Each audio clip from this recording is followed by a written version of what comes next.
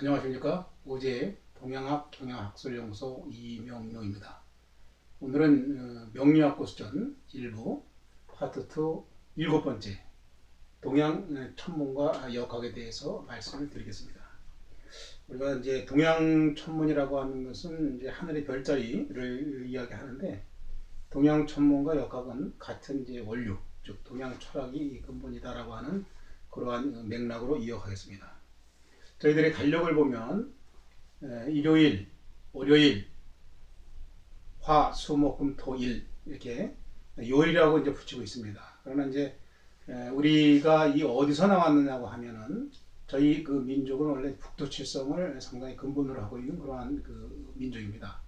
이제 동양인, 뭐 동이족 뭐 이런 얘기도 있습니다만은 이 북두칠성을 근본으로 하고 제일 중요시하는데, 이 북두칠성을 칠요라고 합니다.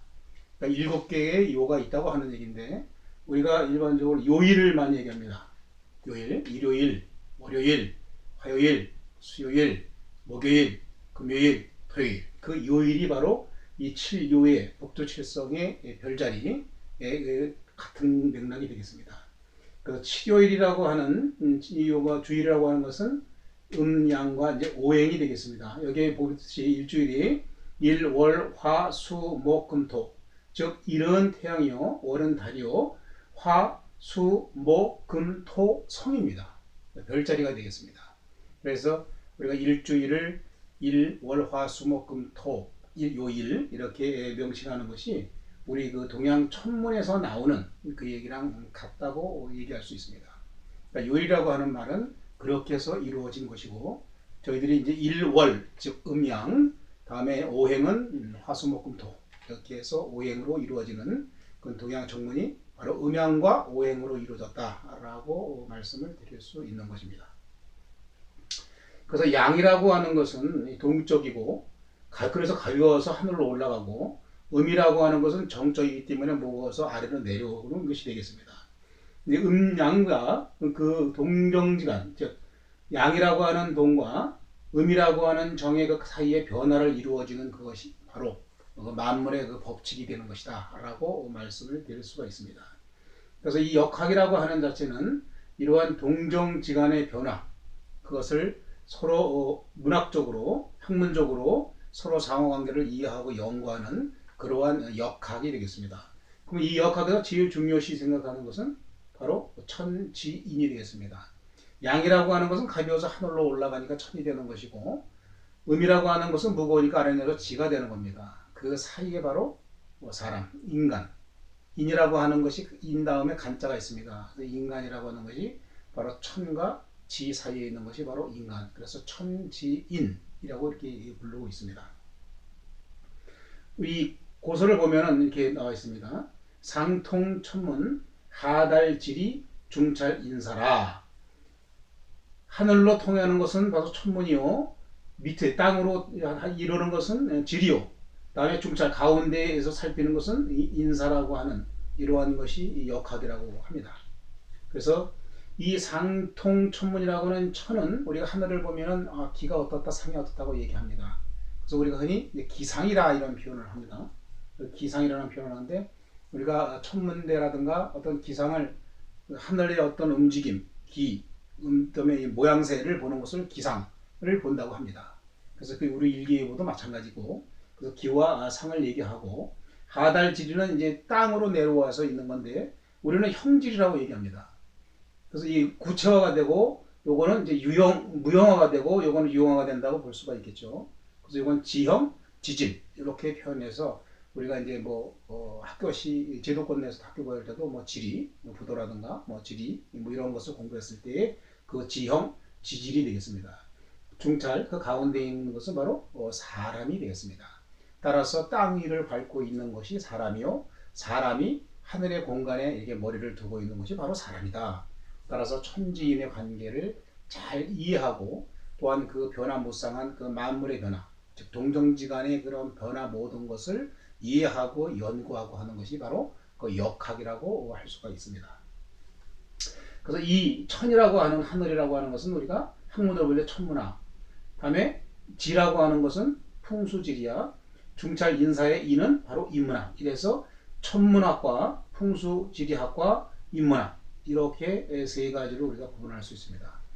크게 보면은 원래는 천이 제일 크고 그다음에 지, 그다음에 인 이렇게 되는데 우리 인간의 입장에서 볼 때는 제일 중요한 것은 뭐 인간이고 그다음에 땅이고 그다음에 하늘이 되겠습니다. 그래서 과거에는 그 하늘 천문을 보는 그러한 그것이 바로 고대 고 천문학이라고 그러는데 이제 동양 여기에 나와 있는 동양 천문이라고 얘기할 수 있습니다. 그 하늘의 별자리를 보면서 모든 것을 읽어내는 그런 것이 상당히 좋은 상당히 고도의 그러한 학문이었었는데 지금은 이제 뭐 하늘 보는 거는 먹고 사는데 조금 좀 거리가 있어서 그런지 하늘 보는 건 좀 덜하고 과거에는 그 천문을 많이 밝혔습니다.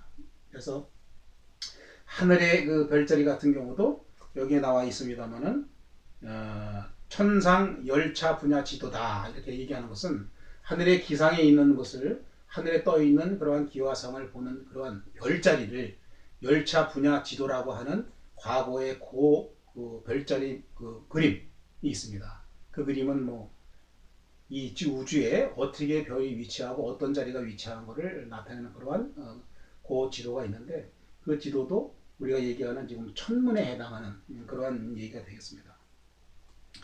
땅에서 일어나는 것은 뭐 지질이고 하늘에서 일어나는 것은 기상이다라고 하는 것은 이미 우리가 실생활에서도 많이 쓰고 있음에도 불구하고 이러한 학문적으로 이렇게 얘기하다 보면 그런 건가 이렇게 생각하는 부분도 없지 않아 있습니다.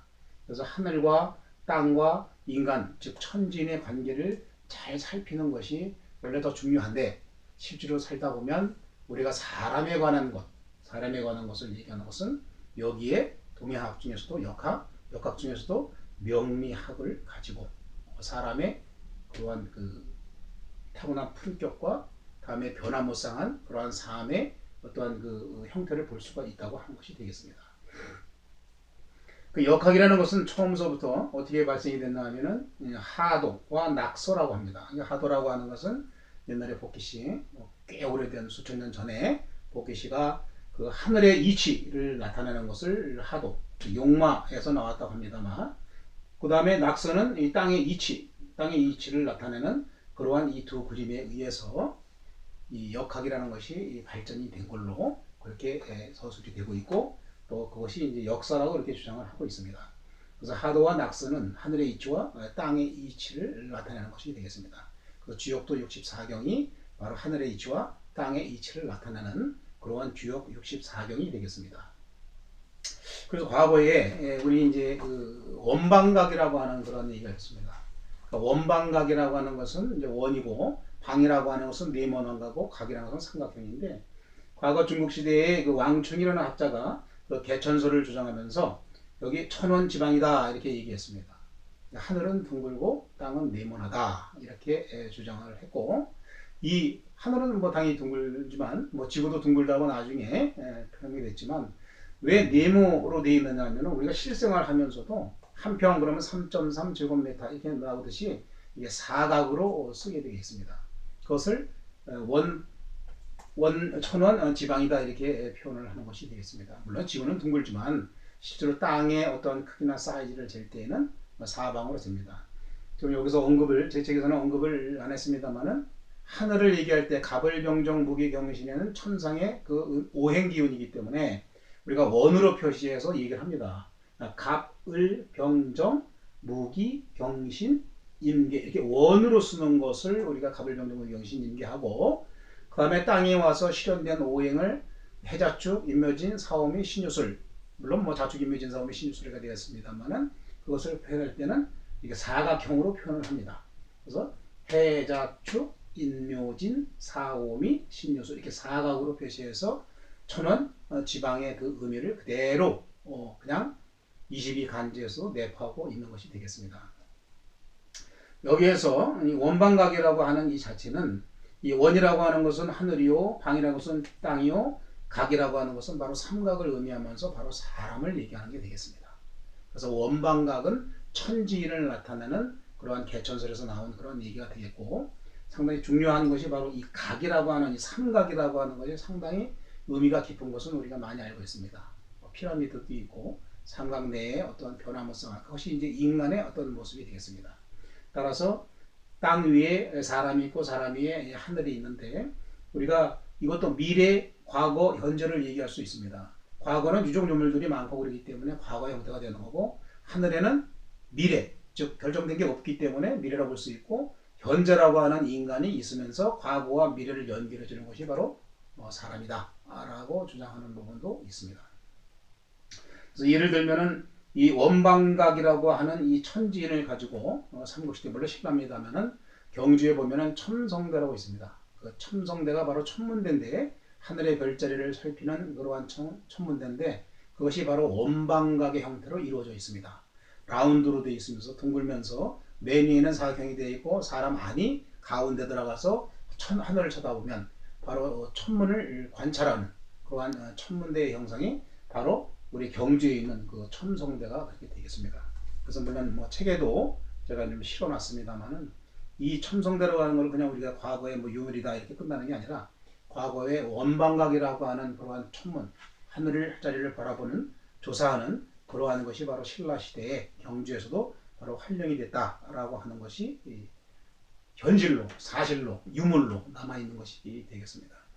따라서 동양 천문과 역학은 같은 거다 이렇게 주장을 할 수가 있는 것이 되겠습니다. 오늘까지 일부 파트 1, 파트 2 해서 명리학의 동양학적인 배경을 쭉 설명을 드렸습니다. 다음 차부터는 2부에 이제 고수 핵심이 돼서 어떤 그 명리나 사주를 보는 데 있어서 또 필요한 부분 직접적으로 좀 더 이제 배경 인프라를 끝나서 좀 더 현실적으로 가는 그런 부분이 되겠습니다. 이 책이 명리학 고수전이지만 초심자들이 보시기에는 상당히 좀 기본적인 것은 빼고 가기 때문에 상당히 어려운 부분이 있습니다만은 중간중간에 이 칼럼에 없는 부분도 제가 설명을 좀 한번 해볼까라고 지금 계획은 하고 있습니다.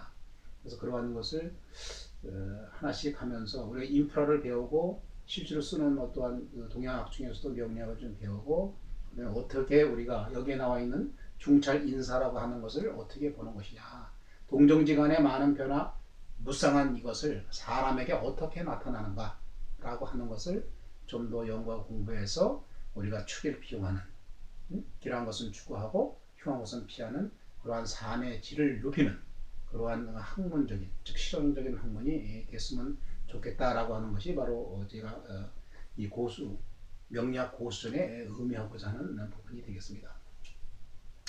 이로써 오늘 1부 마지막 종료를 하고 다음 차부터는 2부 고수 핵심으로 들어가는 걸로 계획을 하겠습니다. 감사합니다.